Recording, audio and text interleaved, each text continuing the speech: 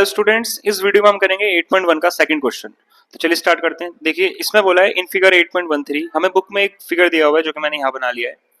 इसमें हमें फाइंड करना है tan p minus cot r की वैल्यू।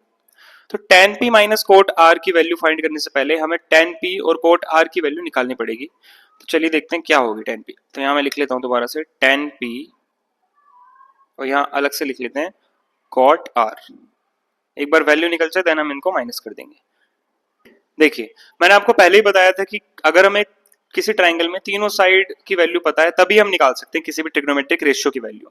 देखिए यहाँ पे हमें दो साइड की वैल्यू तो पता है लेकिन तीसरी साइड नहीं पता, तो हम यहाँ पे हम पहले पाइथागोरस थ्योरम से तीसरी साइड निकालेंगे। तो चलिए देखते हैं, यहाँ पे हम पाइथागोरस थ्योरम लिख लेंगे H square equals to P square plus B square.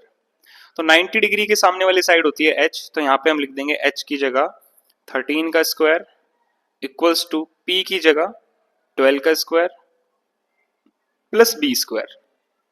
13 का स्क्वायर होता है 169, 12 का स्क्वायर होता है 144 प्लस बी की जगह हम लिख लेते हैं यहाँ पे क्यू आर स्क्वायर, क्योंकि हमें क्यू आर की साइड चाहिए।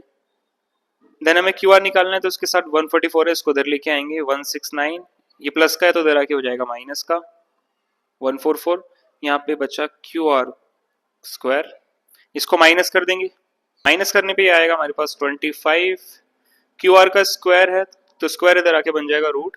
तो यहाँ से हमारे क्यू आर की वैल्यू आ जाएगी 5, यानी हमारे पास इस ट्राइंगल में जो बेस है इसकी वैल्यू आ गई 5 सेंटीमीटर। चलिए अब देखते हैं हमें निकालना क्या है। सबसे पहले हम देखते हैं कि tan p, तो tan p यानी कौन सा एंगल की बात हो रही है, इस एंगल की बात, ये हमारे लिए थीटा है।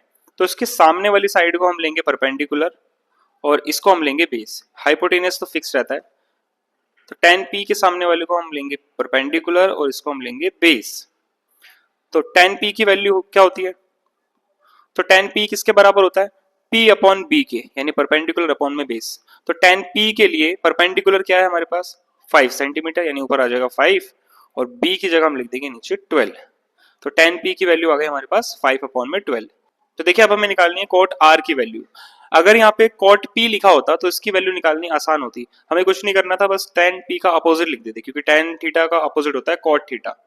लेकिन यहाँ पे हम ऐसा नहीं कर सकते क्योंकि एंगल चेंज है, यहाँ पे P एंगल की बात हो रही है और यहाँ पे R एंगल की, तो हमें अलग से निकालनी पड़ेगी वैल्यू। देखिए ट्राइंगल के अंदर अब की बार जो एंगल है वो ये नहीं, ये है, R एंगल की बात हो रही है।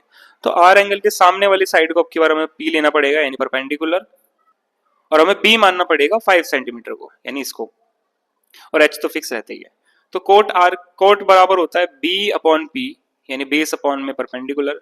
कोट R के लिए जो बेस है वो 5 है, तो यहाँ 5 लिख देंगे, और कोट R के लिए जो P है यानी परपेंडिकुलर वो है 12, तो 12 यहाँ लिख देंगे। तो कोट R की वैल्यू आ गई हमारे पास 5 अपॉन में 12। अब हमें इसको यहाँ पुट करना है, तो हमें निकालना था tan P minus cot R की वैल्यू। तो tan P की वैल्यू कितनी थी 5 अपॉन में 12 माइनस कोट R की वैल्यू कितनी थी 5 अपॉन में 12। तो जब सेम फ्रैक्शन में से सेम फ्रैक्शन माइनस होगा तो आंसर क्या आएगा हमारे पास 0। तो इसका आंसर हो गया 0।